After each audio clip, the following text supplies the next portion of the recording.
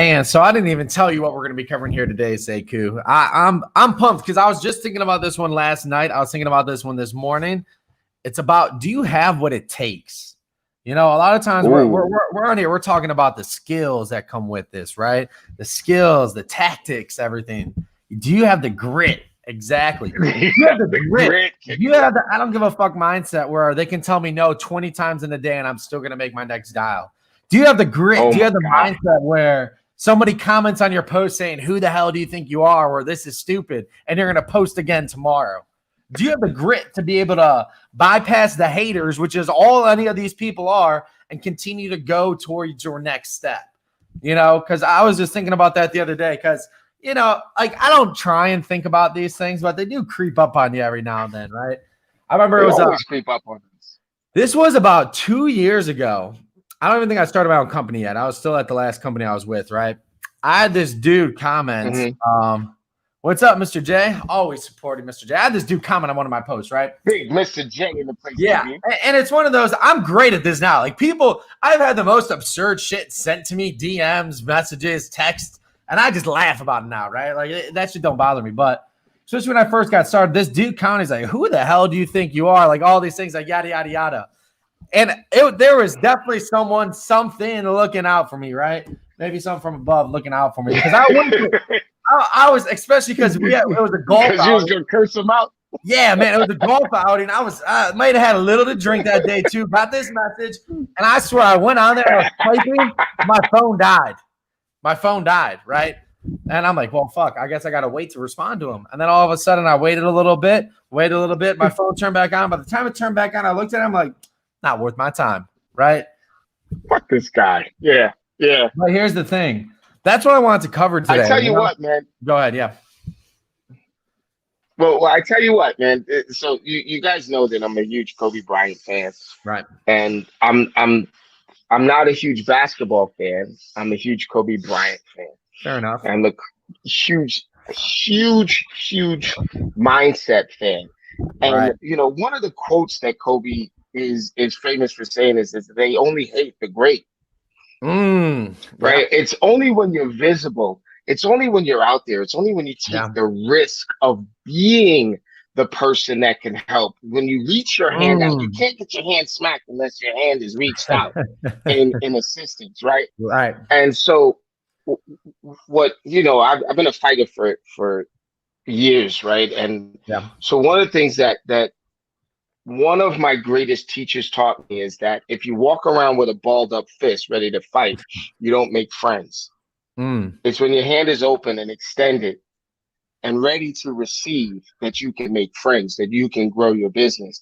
And when somebody says something or does something, you take a second to think about balling up your fist. And in that second, you can walk away. It's easier. It's easier to not be there. Yeah. Here's what's really funny about what you're talking about. Do you have what it takes? Do you have the grit? Do you have what it takes to stand in there? Do you know that most of the time, the reason why agents or salespeople or folks that have to interact with the public, you know why they fail most of the time? Why's that? Because they give up too easy. Yeah. They give up too quickly. Yes. If you just hang in there. Yeah. One more second. Yes. They feed themselves. One more question. One more second. I was in this room the other day. I was in this room and, you know, it was one of those, before I would kind of keep my mouth shut. I'm like, you know what? I don't want to get into this. But now if I'm in a room and somebody's trying to feed, especially one of my buddies, a bullshit excuse, I want to be like, stop that right now. Do not listen to that. I don't care who you are. I don't care what it is. You do not need that in your life. So I was in this room, right? And someone's like, man, we were talking about sales. And I'm telling them, like, man, you know what? Like, I think you'd be really good at this. You know, like you have that can do, like, I'm going to do whatever it takes mentality. Person next to me is like, well, you either got it or you don't. I'm like, no. Cut that out right freaking now. Like, first of all, that is what people who give up tell themselves. There's some people who have it, they just have something that I don't. Yeah, they didn't fucking quit. They didn't stop. They had more grit than me, right? Trust me, I've been there where I had the talent and I didn't work hard and it didn't work out well. Like, I know what it is, and I fed myself all those excuses, so I could spot them from a mile away, right? So that whole BS of in sales, you could either talk to people or you can't, and, you know, that's why someone does better. No, they've talked to more people. They've put themselves out there. They've shot more videos. They made more phone calls. That's what shows up. Like, being good at talking can only get you so far. Hard work beats talent when talent doesn't work hard. I know it's like a saying we all know, but it is so true. You know? So, dude, what Veronica said this to me maybe 2-3 months ago. Veronica Figueroa team down in Florida. What is up? Veronica says to me, you know what? I'll take will over skill any day. You see Mr. J, like, you have more grit than Bob Evans. Bob Evans. I love it. Listen, you get somebody who's willing to, okay, so it's another Kobeism. Don't be mad at me that I'm putting more Kobeism. You Cavalier fan, right? No, I love Kobe, man. You know, right? It's one of those. I didn't hate on Kobe, but I didn't like him because I was a LeBron fan. But, you know, I respect his mentality. I respect the Mamba mentality, everything he stands for, what he works for. You know, you have to respect that. That's more of like a personal fan. That was the fan in me that didn't like him. Respect it as the individual. It's okay to fan. Yeah, it's okay to fan, and then there's the respect and admiration that comes from the reason why we hate him, right? Right. Because he worked harder, right? Yeah. You know, he's a hard worker. So this dude, Steve Stout, who was like in my community, man, he's like a world famous marketer, advertiser in the hip hop universe, videographer, all of this stuff, right? Kobe stays with him for a little while, and he's looking at this dude's drive, right? And there was this switch that happened in Kobe. Kobe used to be okay. He was a good player. Right. And then he embraced his imperfection by doubling down on practice. Yes. You embrace your imperfection by hanging in there and practicing your weaknesses. And it's not all of a sudden. It doesn't happen overnight. No. It happens with consistency and grit and perseverance and being able to hang in there. And I'll tell you right now, will over skill, brother. Will over skill. It's the will to do it over and over again, despite the fact that you're not good at it yet. Yeah. Yeah. One of my favorite. You know, we play around when we're scripting and things like that, man. Yeah. You keep popping in and out. So I'm going to just keep talking until your signal is strong, man. You're too high up in the tower right now. Yeah. Hold up. No, I'm on my gear. You're high up in the tower, man. Your signal is weak. Here's my thing. If you refuse to quit, you can't lose, right? Like, so what it comes down to, like we were saying, like, do you have the grit to actually go through it, to follow through? Yeah. You know, when you start feeding yourself these excuses of why someone is doing better than you, why someone does more business, they have a bigger sphere, they have XYZ, you can tell yourself whatever you want, and you'll spend just as much time and energy convincing yourself of the excuse, convincing others of why you didn't make it, as you would have if you just practice, hit your commitment, and hit your goals, right? You spend just as much time, energy, and effort making excuses that you could be putting towards practice your ass off. The next thing. So, yeah. What we say is, go ahead. Yeah, well, my signal is weak, man, and we're doing the Appointment Academy right now, so I don't want to step on your words, man. So what's happening to me is that I am watching people practicing success. You want to be a badass. You want to show up.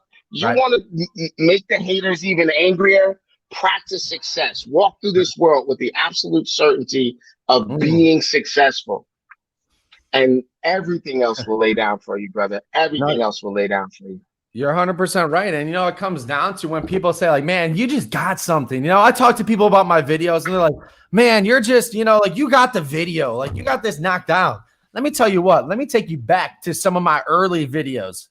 Y'all weren't telling me that. Nobody was telling me that. Why? Let's be honest. Like, my first videos, I'm looking at them. I'm like, man, I was terrible. But I didn't stop. I didn't stop going on these. My first interview, I was nervous. Like, I didn't really have it flow right. I wasn't asking the right questions, you know, and it's just one of those, my grit, my will to want to get better, to know that this is what I wanted to do, overcame the fact that I was terrible. You know, it's one of those, again, we always like to say, just like, it's a great excuse for ourselves, you know? And here's the thing. I will say this: society has failed a lot of us in the fact that it's fed us excuses our entire life. You know, it gives us so many reasons to not be great. It literally, like society, like people around us, the law of averages, they feed us excuses on a daily basis. You might not notice it, but you know, like you were late for your job, and let's say you were late for your job multiple times, you got fired. Oh, that work, no, they didn't treat you right? Like they didn't treat you. You've been complaining about them forever. When in reality, like if you showed up late all the time, and then you weren't doing your job, it's not the work's fault. You were doing those things, right? So like there's so many things that you could just pick out, and they say people are used to just feeding each other excuses, these BS excuses. And I'll tell you what, when you get around people who hold you accountable, it might piss you off at first, but it makes you grow. It makes you keep moving, right? Because if I'm fucking up, Sekou's gonna tell me like, look, man, like that something ain't right. Like you're not doing something right. He won't sit here and be like, no, it's okay, Nick. It's not your fault. No, you'll tell me like, no, it's your fault. You need you need to fix something here, buddy. Dude, the greatest thing that I could do for anybody that's in my life is to hold them accountable to their dreams and their ambition and their goals. Yes. That I do you no favors by making it easy for you to fail. None at all. You know what I mean? Most of the time we just giving up. And if you're giving up, the only person that truly fails is the person that gives up, right? That's the cliche, right? Yeah, you're 100% right. And it comes down to, you know, like, let me ask you this. Would you rather work your ass off and get told no a million times and finally make your big break? Or would you rather go your entire life convincing yourself that there was exterior powers that held you back, that it wasn't interior? You'll spend like maybe the rest of your life, maybe years, convincing yourself, and not just convincing yourself, but having to convince others of what went wrong, all these things from the outside. You know, I could have done this, but you know, this happened, and here was the economy, and that's why I didn't succeed. Don't waste time convincing others or yourself of a lie that, quite frankly, you probably know is a lie yourself. If you have to convince yourself, you know damn well it's a lie. More time and energy convincing others, convincing yourself of this bullshit excuse that you want to feed yourself, or you could spend that amount of time and energy, work towards your goals, not give up, pick up the dang phone, shoot some dang videos, and really start building your business that way. And say dang a lot. Yeah. What's up? Hey, listen, I want to share something with you guys. Yeah. This is what it looks like when you don't quit. I don't know if that number is reversed for you. Yeah. But you see that number on the board right there? That is brand new agents making contacts and over 225 appointments this week. Wow. There's 21 contracts taken this week. Yeah. Here's the thing. I have been using the Nick Krem method of contacts and calls. Excuse me for falling, man. I'm working on the phone right now. Yeah. We're doing a workshop at the same time. I have been using the methods, and I have been talking about the Lancey and Air approach that we use when we put Nick Krem together. I have been talking about adding content to your calls, adding calls to your content, adding the community champ to your communications, and content cards to your style of communications and what have you. And the overwhelming response has been astonishment. I have an agent that's 3 weeks in the business on this workshop. 3 weeks in. 3 weeks in the business. Right. She is responsible for 8 out of 25 of the contracts written this week. You know, and it's amazing when you say that, like that 3 weeks, it's like that honeymoon phase, right? When you first get into business, you're just doing everything that they're telling you to do. And then what happens after you start doing that, you start thinking, all of a sudden, it's not the system. It was me the whole time. I just gotta show up when I want, and I can do what I want. That's the only difference between the honeymoon phase and where you're at 4 or 5 months in, is you start forgetting like what actually got me here. It was the hard work and just doing whatever the hell system they told me to do, right? Like Sekou says, make all these dials, do these things, and you're gonna get a lot of business. All of a sudden that happens, and then it's we got to stop thinking like, man, it was me the whole time. No, it's the system, it's the process, and it was your willingness to follow it and put yourself in there, commit to it. It's your system. It's the commitment. It's the commitment to the system, because the system can't work. Take action. Review. Yeah. The commitment. Yeah.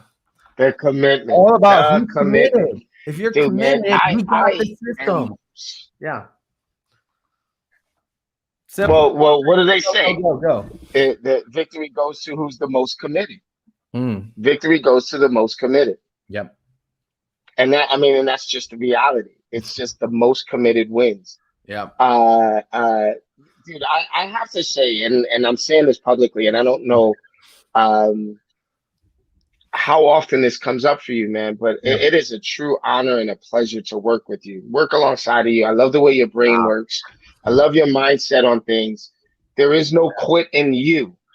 And so what I'm telling you, and what I'm telling everyone out there that's listening, that there is a law of leadership, right? There's a law of development and success.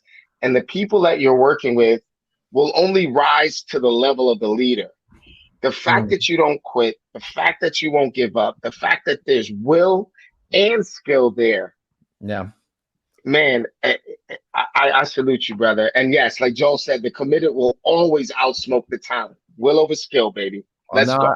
I definitely appreciate you saying that, Sekou. And, I think that's why we were so drawn to each other from our very first. I don't even know how we got connected. I think I told you it was you're still the only person where if I watch you, you make me want to hop on the phone, cold call some people, some leads for some agents.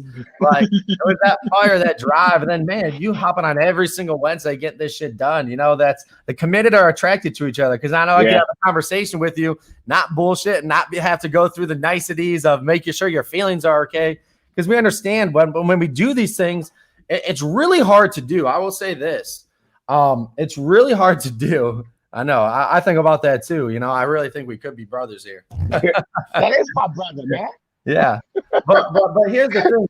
That is my brother. Yes, you're right. It's really hard to do for a lot of individuals for many different reasons, whether I've met in personal, business life, everything. Taking the emotion out of situations. And when I say that, trust me, my emotions and my passion is what keeps me going. But being able to take the emotion out of it and say, okay, if myself wasn't in this position, would I still see it the same way? Right? If I was an outsider looking in, would I still be so strongly convicted in my way of thinking? If I was really in that other person's shoes, and even if I wasn't that other person, if I was from that person's friend, even so, just looking at the other person's shoes, there's emotions in that. If I was that person's friend from the outside, would I still look at the things the same way? Right? So when you take emotions out of situations, it's very clear and easy to decide, hey, man, this is what we need to do. It's not that. Hey, man, you're right. I'm wrong. One of the most freeing things to do or say is that, hey, I was wrong. You're right.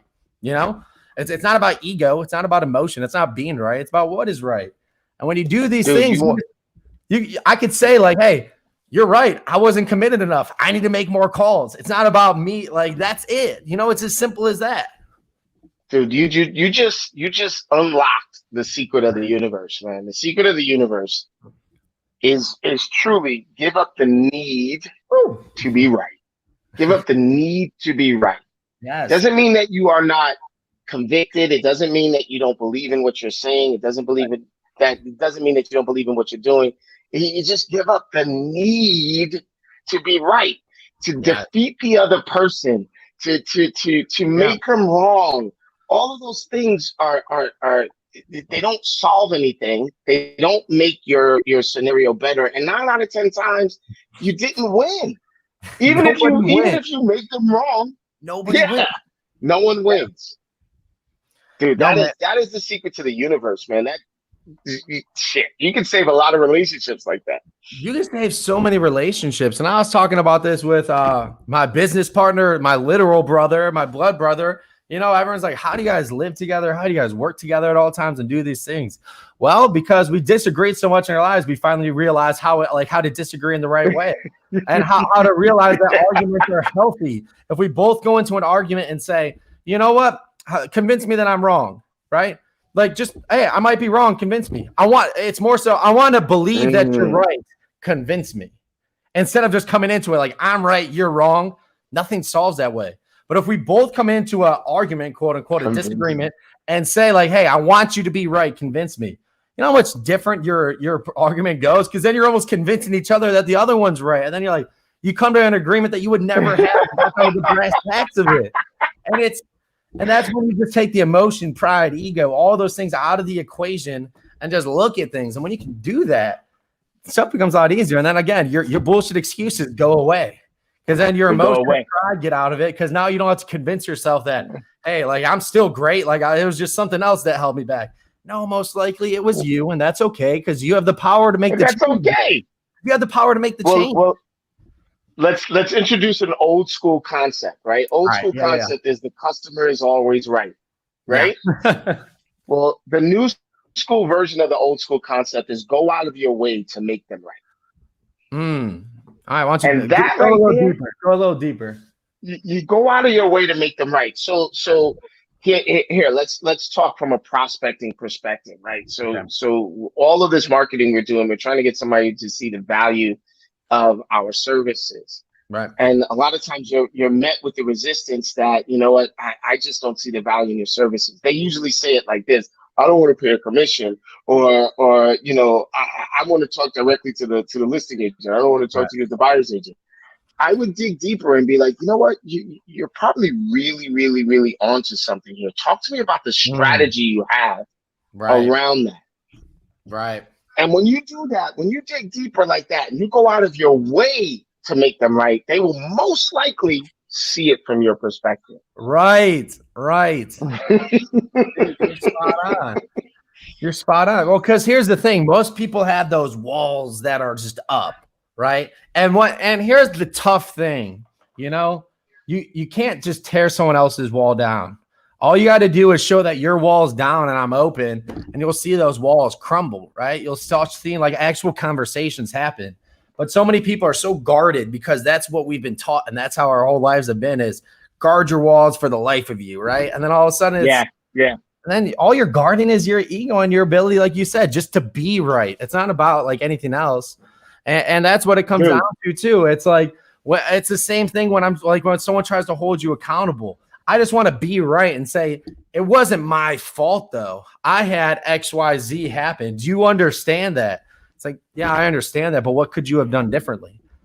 And I know those are tough. Those are tough answers, and those are tough questions to get asked. You know, it's not fun.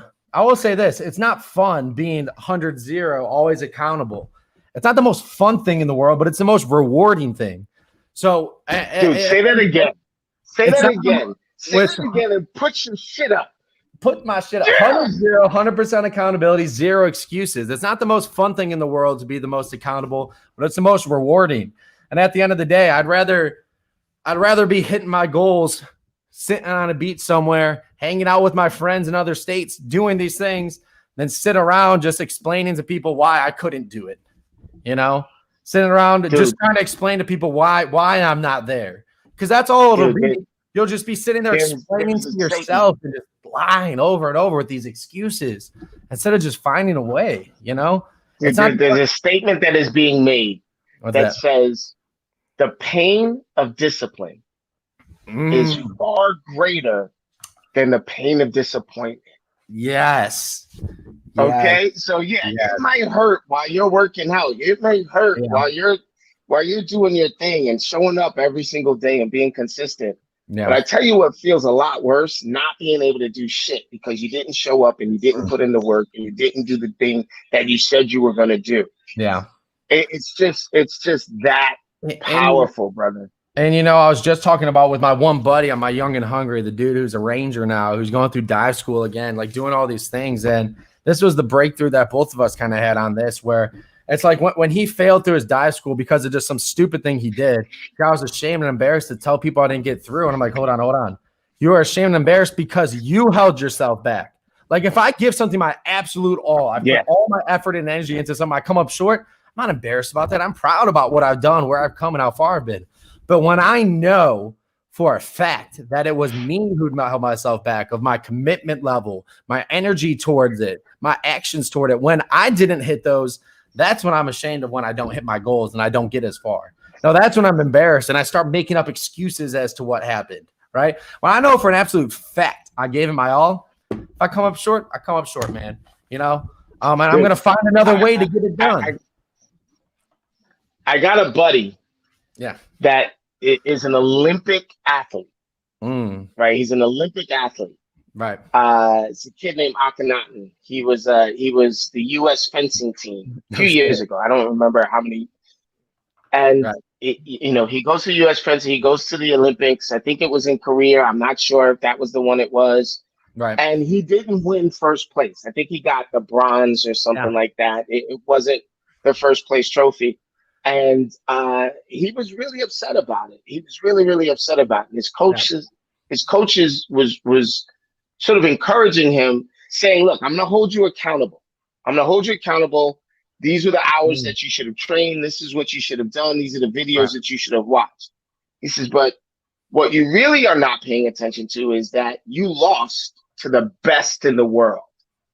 You made it to the stage. You made it to the top of your talent, of your skill, of your ability.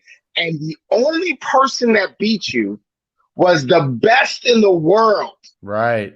Now what are you gonna do? And he says, I'm gonna practice harder because I'm gonna kick his ass next year, whether it's on the stage or not. And that's the kind of mentality, that's the kind of grit, that is the kind of attention that makes a champion out of you, that makes a superstar, that makes a gazillionaire real estate agent or a salesperson, or you sell the most gizmos or widgets or whatever it is. It's the mindset that, you know what? I might have lost that listing to this guy in my town, but you had to be the best agent in the town to beat me. Right. And you're right. And that's why I came in a little fired up today. I mean, you saw it. Like, I was just like, I'm like, no, we're going live right now. Like, we got to go now. Just because, I think it's just so important, like, we can give you the system, which, by the way, if y'all need the system to really crush your business and really take it over, go to SeikuKrem.com. We break it down for you. Go now. You got the calling. I got the content. We'll give you the roadmap. But y'all got to have this fearless mentality. This mentality that, I'm just going to take it over. I'm just going to follow the system. Because I'll tell you what, it works. You've seen it work time and time again with agents. Just come in there with that mentality. You'll crush your business. And land, sea, and air approach, baby. We got the roadmap, baby. All right, Seiku, I appreciate you coming on. It's always a pleasure. We were a little fired up today. Hope we got the message across. We'll see you guys next week. My man. Thank you. See you on